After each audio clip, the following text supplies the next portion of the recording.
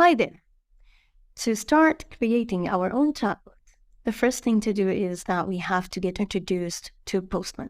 Just go to your web browser and type www.postman.com.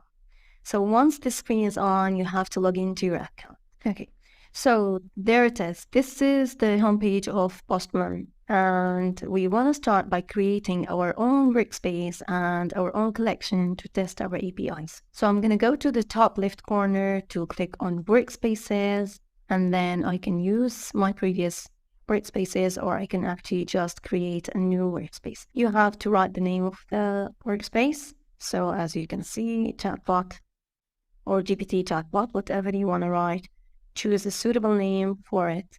And here you can decide the visibility of your workspace. You can make it public, personal, or share it with the team. Because it's only a test, I'm going to go with personal and create my first workspace. Good. So as you guys can see, this is the interface inside the workspace. Inside every workspace, you get to add collections, add variables, and configure a group of parameters to be able to use it to test your API key, to integrate your own API key with other websites and so on. Good. So now we're inside over here. I'm going to go and click on collections. If this is the first time to use, you're not going to have any collections, but we are actually inside the GPT chatbot we created. So we can come to the left over here, clicking on collections, clicking on adding a new collection. First of all, you have to name this collection. Let's call it test. Good. And hit enter. So the first thing to do is to add our API key as a variable. We're going to go to OpenAI. Let's go to another tab and write OpenAI's playground. We're going to go to the OpenAI's page that provides us with our API keys. As you guys can see, here are the API keys I used previously. I can actually have a copy of one of them saved somewhere else because I can't preview them, or I can actually create a new one, give it a name, or just leave it and create the secret key.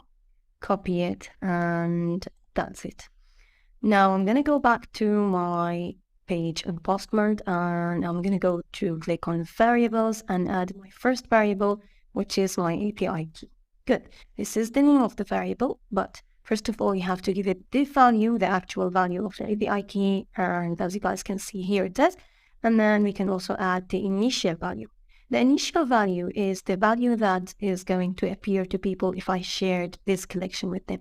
So I can just write fix me, and this will actually appear for them instead of showing them my API key, in order for them to know that this is where they have to add their own API key to use it instead of mine. So I'm done with adding my first variable. I can go and click on save.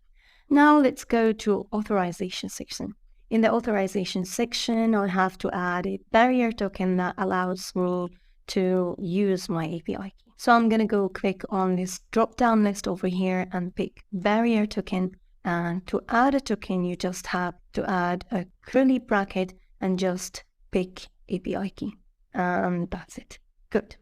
So we configured our API key, we added it, and we added and configured our authorization to be able to use this API key inside our collection. That's it for this lesson, and in the next lesson we're going to start preparing some parameters in order to test the API key.